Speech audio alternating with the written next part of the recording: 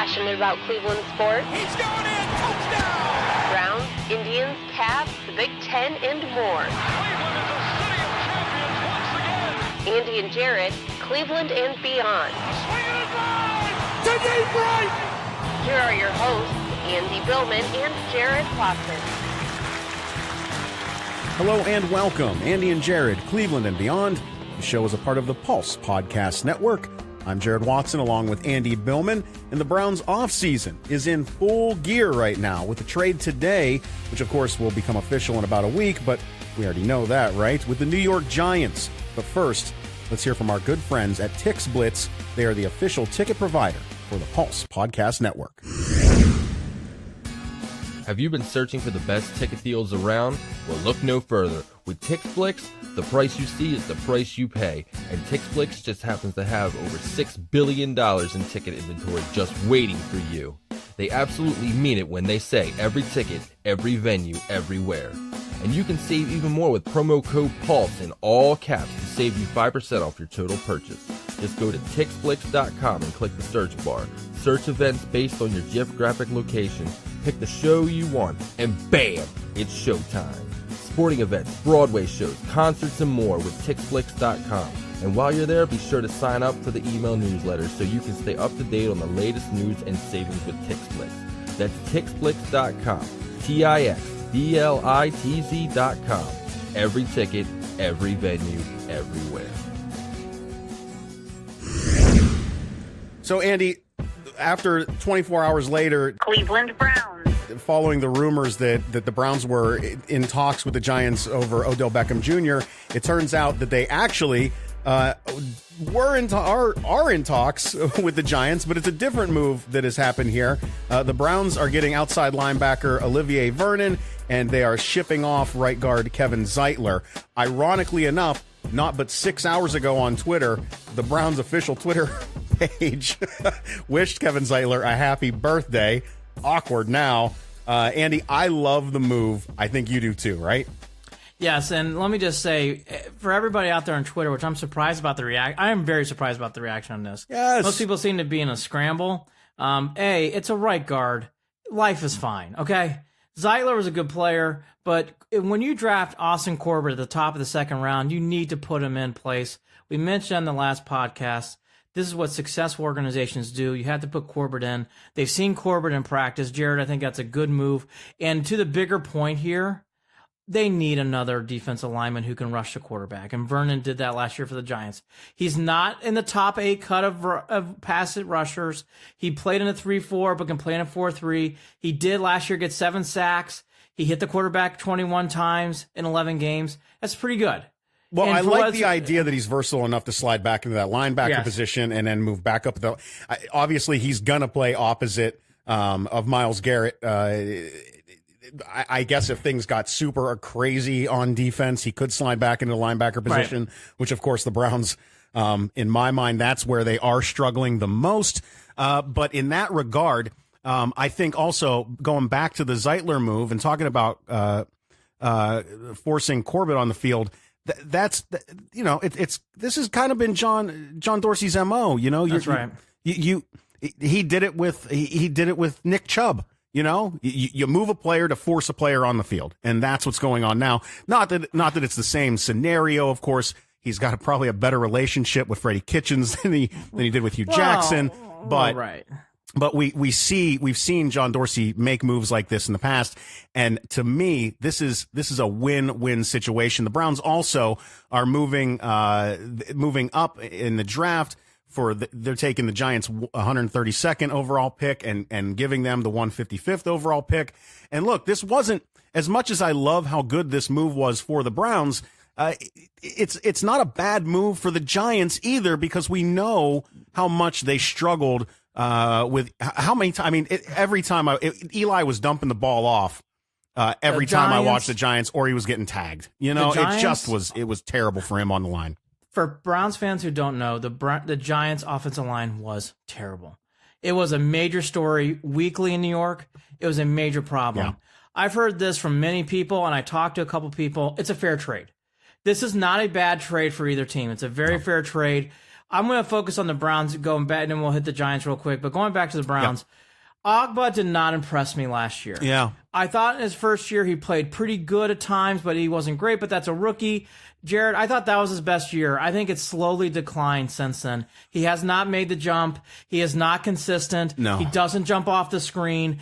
I don't think he's terrible, but if I'm being truthful, I thought Jamie Collins made more plays than Ogba last year. I can't argue. I can't argue against that at all. Ogba, well, he didn't make plays. Granted, who knows? He had his foot surgery. He was gone for the last 6 weeks of the season too.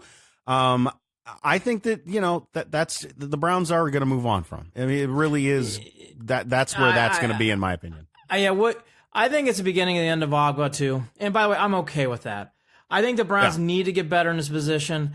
I'm a big believer in pass rush. You have to have a strong pass rush to win big games, and this is the first step. The Browns are in a position in the first round. They're not going to get those kind of guys drafting where they are. So to get a Vernon really helps. They also need to keep adding depth. They need to really add depth to linebackers, you mentioned. But the defensive line still needs some more shifting.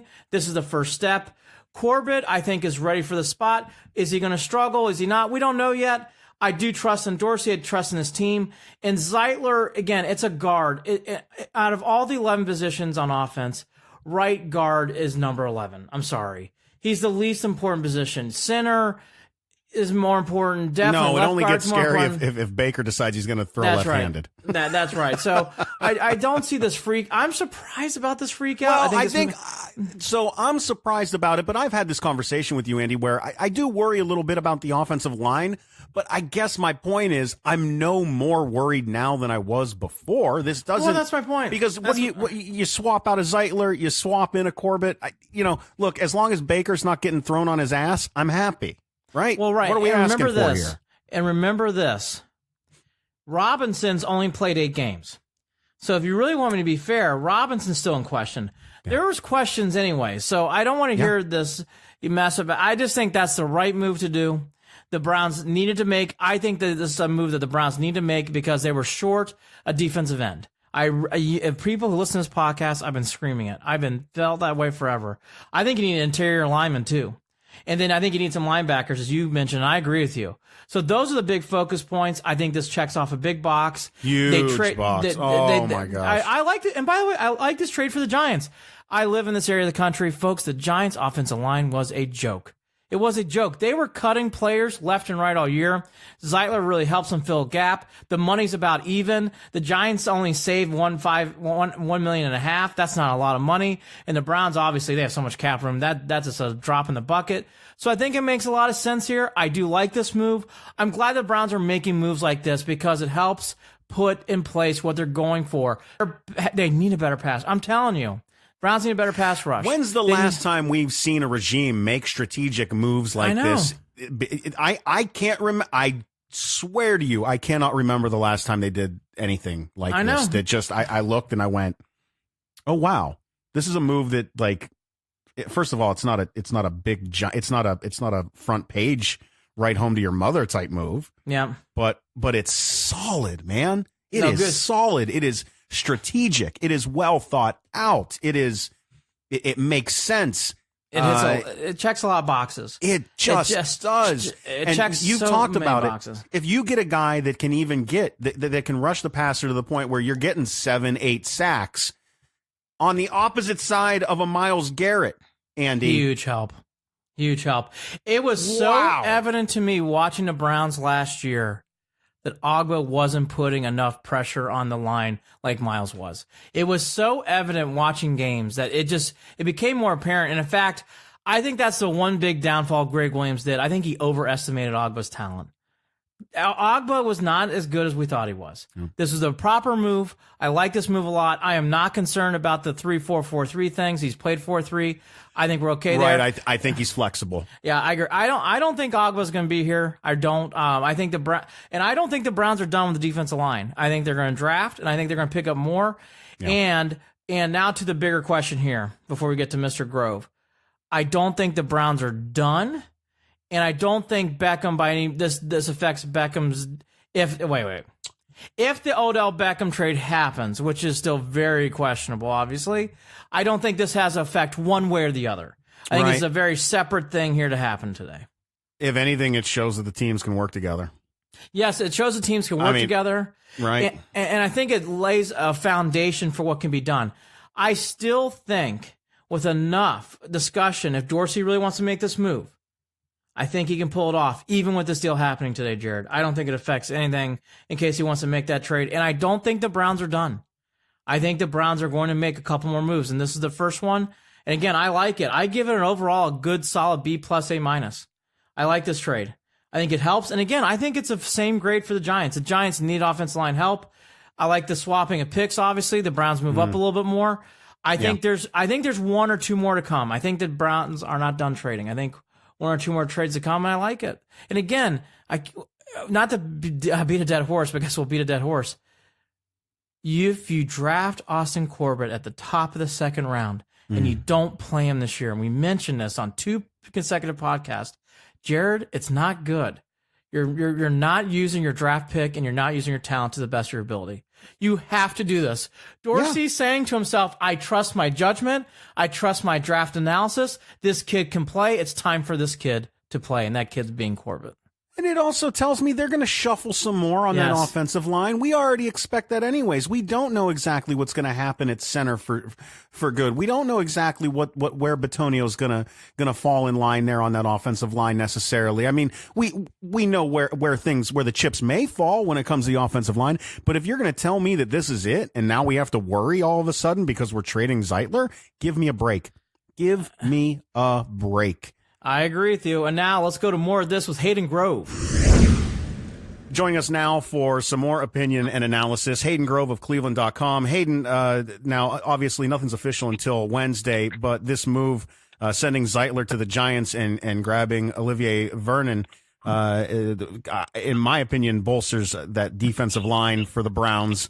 It feels like a net positive for both teams, as Andy and I have already discussed. What do you think, and what's the vibe in Cleveland? Because we're seeing some negativity on this move via social media. Yeah, I mean, there is negativity, and I don't really understand why. Leave it to Cleveland to. I'll put it this way: I don't think there's any other NFL city that falls in love with the offensive line as much as Cleveland. Well said. Right guard. Yeah, I mean, God bless Cleveland for loving the offensive lineman. I totally get it, but it's real for what this trade makes perfect sense to me. You needed an edge rusher, you needed a pass rusher, you needed a guy on that defense who will bring you speed and intensity, and you had the money to spend. And it seemed like he needed a change of scenery. He wants to be on a competitive team. Cleveland will be that. I mean, yes, he's expensive, but that's not a big deal because the Browns have the money. And Zeitler, okay, it's fun. He was a great guard, but that's what he was, he's a guard. And I understand that having a good interior offensive line can make your running game that much better, can help your quarterback play, whatever. But first of all, you already have 2 really, really good interior linemen in Joel Bitonio and J.C. Treader. Yes. Second of all, if you really think Austin Corbett can play, which you drafted him 33 or 32 overall, whatever. Top of the second round, yeah. Yeah, you drafted him there for him to play. You didn't draft him there to sit. So I don't get the dislike behind this move. I mean, yes, Kevin Zeitler was a great guard, but he's a very expensive guard. If you're going to spend money, spend at positions where, you really feel like you can be a playmaker and be a difference maker. And I think that's exactly what they're getting in Olivier Vernon. So PF, I don't really usually always look at PFF, but they said that he was the best defensive player on the Giants by a lot last year. Yep. I remember him when he was in Miami. I think he was at Miami when I was there for a year. For the year that I was in Miami, I think he was there. Or maybe, I don't know. Maybe I'm making that up. But anyway, so yeah, I mean, it's a good defensive player. And I think it makes perfect sense with everything else going on. You must have been listening to us because you hit every note we did. It's a fair trade, first of all, and the Giants' offensive line was terrible. The Browns need more pass rushers, and I think this gets to the bigger point here. And by the way, I agree with you. We just had the same points. I want to repeat it. The Corbett points, what we're thinking too. I mean, we said everything here. I mean, not only are you a nice guy, and I'm really starting to like you a lot, but this is exactly, you must have heard our podcast earlier. Here's the other thing too. I don't want to pick on Agba, but Agba to me is just average to below average. I'm not seeing a lot here. I don't see a guy here who really threats. Vernon's going to put pressure more on the ball, and I think actually with now Garrett on the other side, I think Vernon's numbers go up. I think it's a great trade, and the Browns needed to improve the defensive line. Just needed to. Absolutely. And now I think you can actually make a case to perhaps put Agba inside. That's right. If you feel like he wasn't a great outside guy, I mean, he wasn't really getting better. He had some moments, but maybe now you move him inside and you get long, lengthy defensive linemen. I mean, I think it's not a bad idea. And I'm more just shocked by the thoughts about the right guard position, how important it is. I think, yes, the offensive line as a whole is important. Yes, you're losing a veteran, but you still have some really good pieces there. You just brought Greg Robinson back. You have a good right tackle in Hubbard. You have a great left guard in Antonio. You have a great center in J.C. Treader. And yes, offensive line is important, but I don't think it's as important as edge rusher in the NFL. Oh, it's not even close. Look, again, I'm not trying to pick on right guards, and every right guard out there, look, I love you. You're position 11 in importance. You're the last position here of importance. There's just way too many other things that really cap off, and the Browns need to put more pressure on the quarterback. I don't think the Browns are done trading. If you had to guess, if you're at Vegas and you say Browns make another trade, I think they do. What do you feel? What do you think? I would think another defensive player. Defensive player. Maybe not a defensive end again or outside linebacker, but maybe they go inside linebacker. Maybe they, get a guy to fill kind of that hole that I think they have at the linebacking group. I don't think Kirksey and Gilbert are enough. That linebacker position has got to be the next spot that they solidify. It really does. It really does. And I really think this too, that Olivier Vernon, he has experience in the linebacker position as well. I feel like there's that it not only helps with the pass rush. I just think that him being on the field is going to help them in regard to the run game and the run defense that they just were absolutely atrocious with last year in several moments.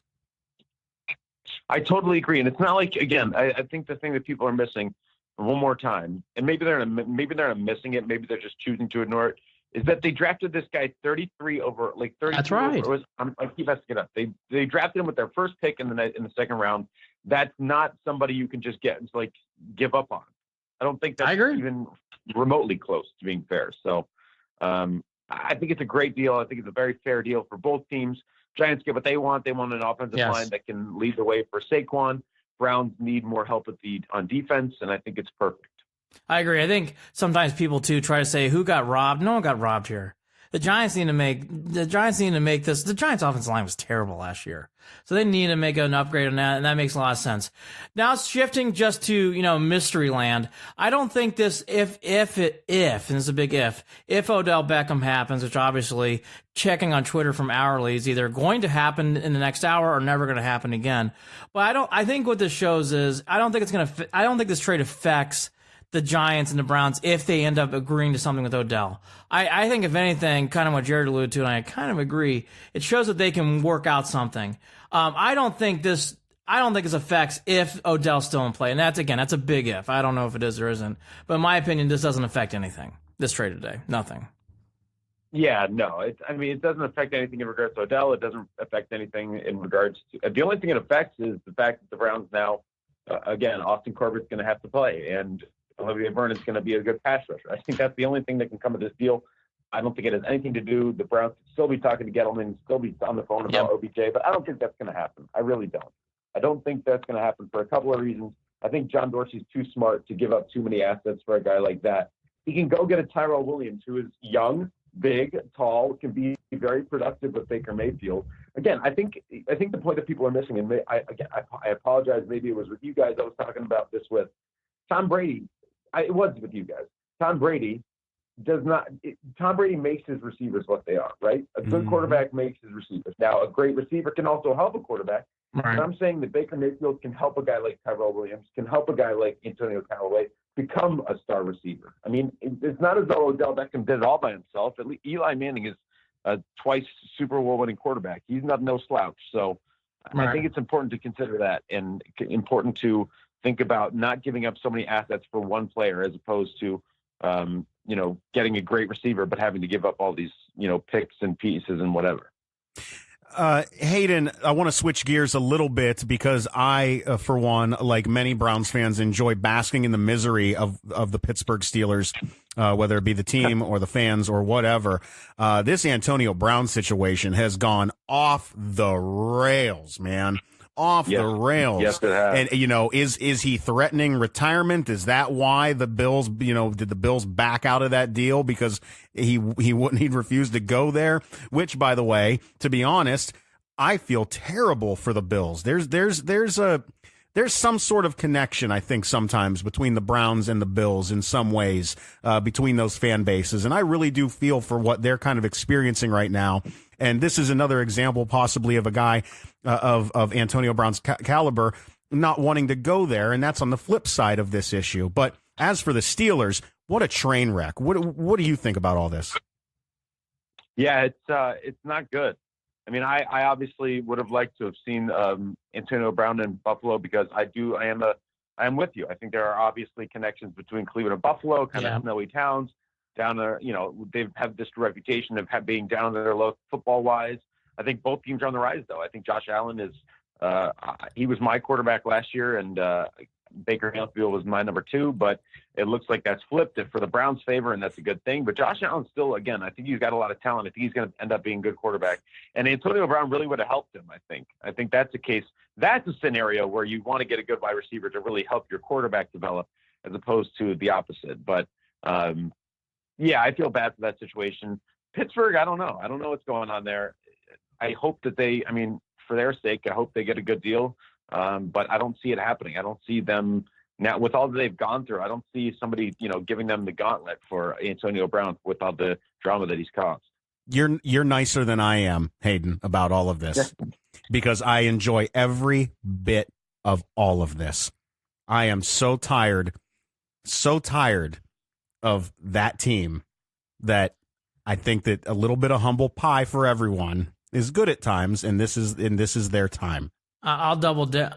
Yeah, I'll double down. That's a 4-alarm fire with Antonio Brown. That is a fiasco. And I don't know what you do. I don't know what you do if you're the Steelers.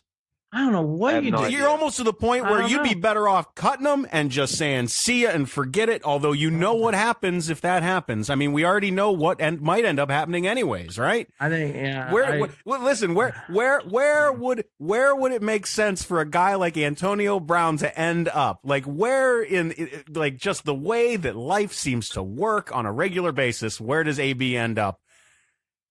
New England. Yeah, I mean, it's just yeah. That has it written all over it, in my opinion. What do you think, Aiden? I think he's going to the Pats.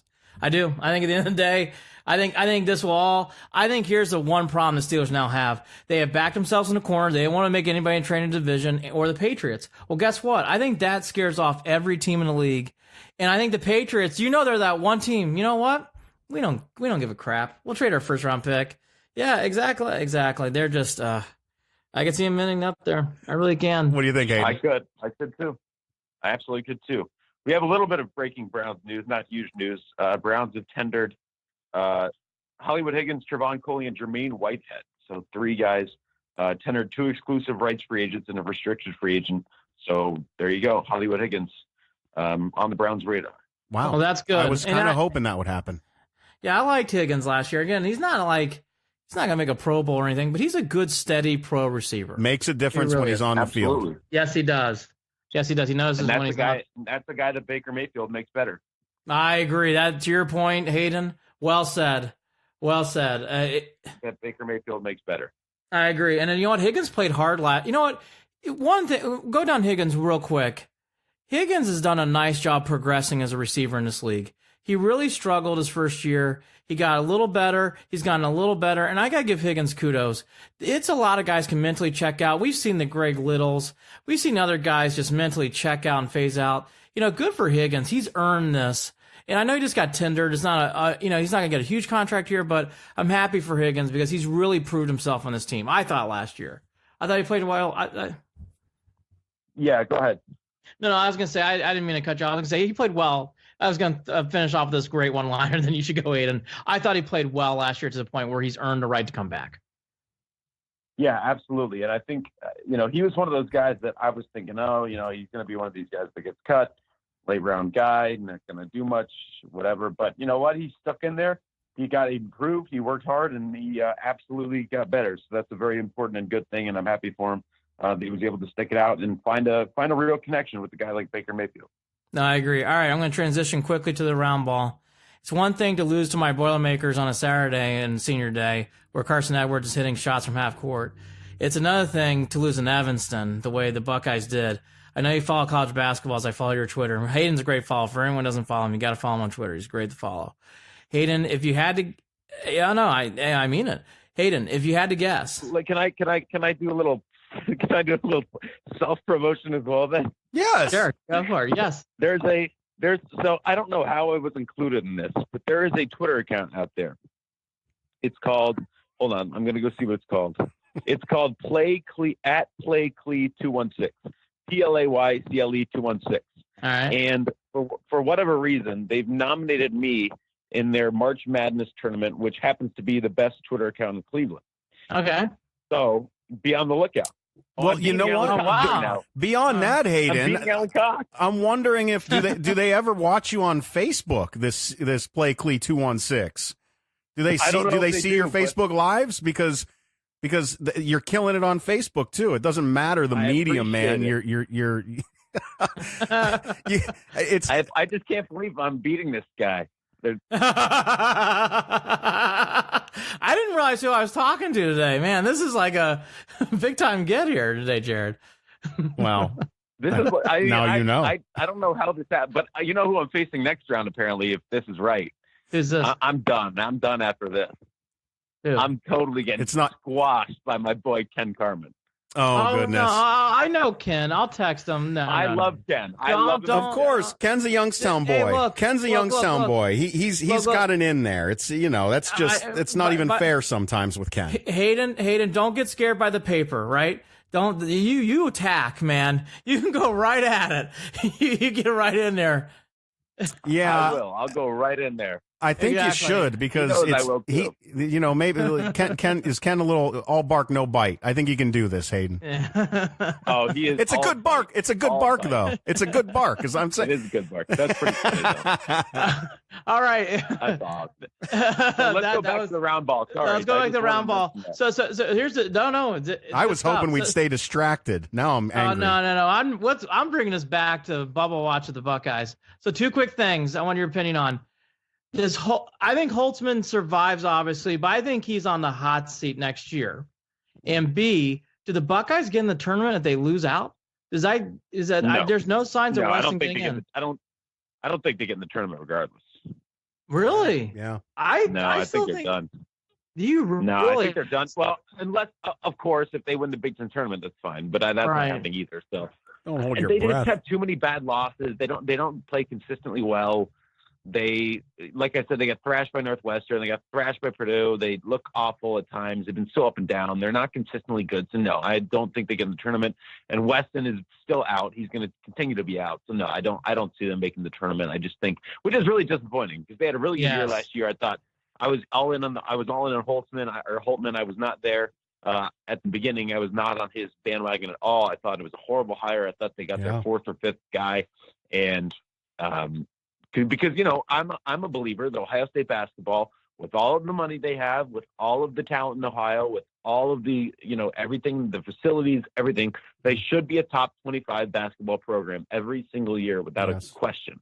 And they have been anything but that the last couple of years, and it's disappointing. So I wanted them to go get a big name, big hire that they could get recruits in Ohio and go from there. And I think Holtman's been good at recruiting, but it's just disappointing for me to see that this guy had such a good year last year, and now it's like, it looks like really bad again. So we'll see what happens, but I don't think they make the tournament. No. Right. But let me apologize. Thank you for correcting me. It's Holtman. I don't know why I said Holtzman. I guess it's my Lou Holtz coming out of me there. So Holtman. but last question about that, then we'll wrap. Do you think Holtman survives next year? Meaning, do you think he can turn this around? If you had to guess.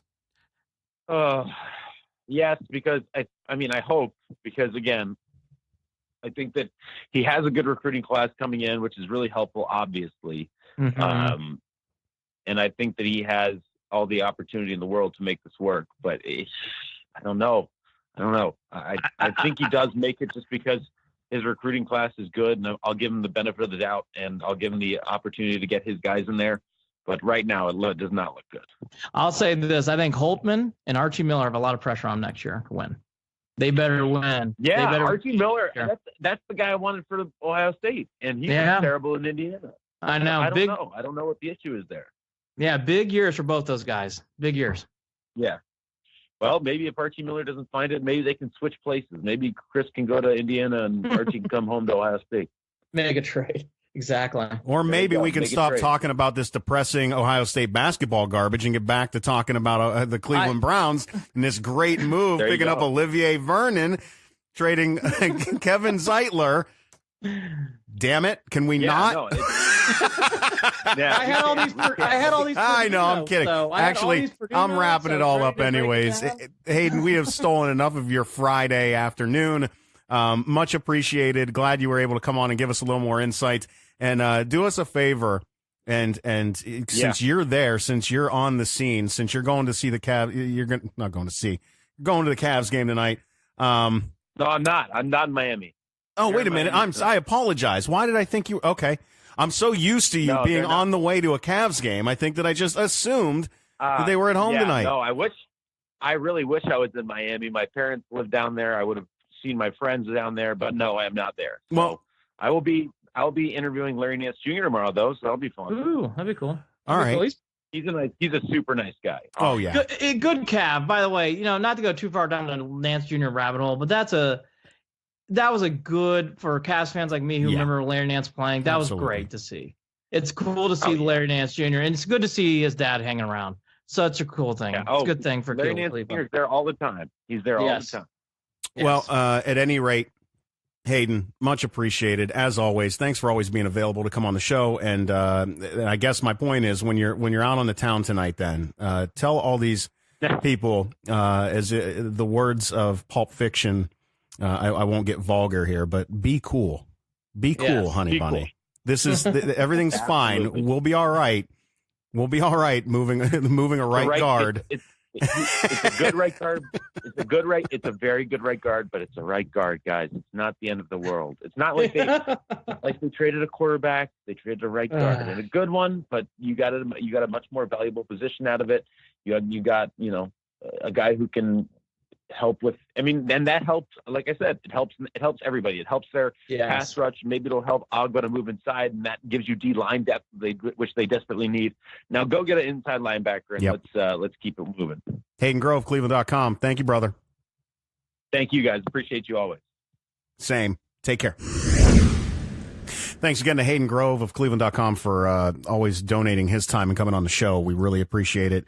Helps get us some extra insight into what's going on, at least in the minds of folks back in Cleveland, and what he's hearing on the ground there. So, again, always a pleasure. Andy, I really don't think it can be, and I know it sounds like can you call it like a sour grapes? I don't know. I genuinely love this flipped script and a lot of it has to do with how Browns fans have been treated in their own stadium, in First Energy Stadium, for the past 19 years by fans of that team on Three Rivers. Am I wrong to feel this much enjoyment for the disaster that they find themselves going through right now? Look, they are stuck. I mean, Hayden Grove had the same reaction we did. I don't know what you do. I don't know. It's an S show. It really is. And I'll tell you, it is an S show even for Rosenthal. I mean, I'm sorry, not Rosenthal. I was thinking Ken Rosenthal. Drew Rosenhaus. I think it's for everyone. I think he's really backed himself into a corner here, Jared. I think it's going to be hard. I think it's going to be really, really hard. And I think the Steelers are really, really spinning their wheels now. And by the way, I think even if they make a deal, it's going to take a lot of effort and string pulling. A lot. I mean, you're going to have to really grind out and work the phones, hit the ground pavement running. The Steelers are really stuck in the mud. And by the way, good for them. Enjoy, because it's time for them to be stuck in the mud. So yeah, I mean, that's Pittsburgh's problem, and it's not my problem, but I will watch from afar and I will enjoy it. And you know what? You get what you deserve at the end of the day. It's not gonna surprise me, Andy. I know it sounds crazy. It's not gonna surprise me if either Antonio Brown just says, I'm retiring, and then comes out of retirement at some point, and if that means he has to sit a year, he'll do it. I don't care. Or if the Steelers just say, forget it, and they end up cutting him. I don't know. I don't know how else this gets resolved. It just doesn't. There aren't teams. If they don't try to trade with the team that he wants to go to, he's just going to threaten to retire, same as he's already done. There's nothing else there. Again, it's a lot of uphill climbing for that organization. Yep. And just to finish up on the trade today, then we'll wrap. I think the big thing here is trust Dorsey. Obviously, Jared, myself, and Hayden all agree we love this trade. In fact, most analysts do. It's a fair trade. It's a good trade, too, for the Giants. I think it makes a lot of sense here. In case you don't agree or whatever else, just remember this. In Dorsey, you trust, okay? Dorsey's done a great job. He has a good feel for this organization. He's pulled a lot of strings. I wasn't the biggest fan of Carlos Hyde. It ended up working out. I wasn't the biggest fan of some of these other things. It ended up working out. Trust Dorsey at the end of the day. Just remember that. Even if you don't like the move and you're not, whatever, but just remember, in Dorsey we trust. I think he's got a right mindset on. Reminder to everybody out there, free agency starts on the 13th. That's coming up. We'll do more on that next week. And again, the Browns are really in the news again, Jared. It's business as usual. Boy, they have been. There's one calm week, the week of the Combine, and that was it. Really, outside that, it's been a lot of Browns news. And again, it carries over today on Friday. Andy and Jared at gmail.com. That's Andy and Jared at gmail.com. On Twitter at CLE and Beyond, at CLE and Beyond. On Facebook, facebook.com/Cleveland and Beyond. That's facebook.com/Cleveland and Beyond. The website, clevelandandbeyond.net or andyandjared.com. They'll both take you to the same place where you can listen to every episode of the podcast or follow along as Andy makes his picks and posts them on the blog right there, andyandjared.com. or clevelandandbeyond.net. We are a part of the Pulse Podcast Network. He's Andy Billman. I'm Jared Watson. This is Andy and Jared, Cleveland and Beyond. Thanks for listening. Take care. He's a right guard.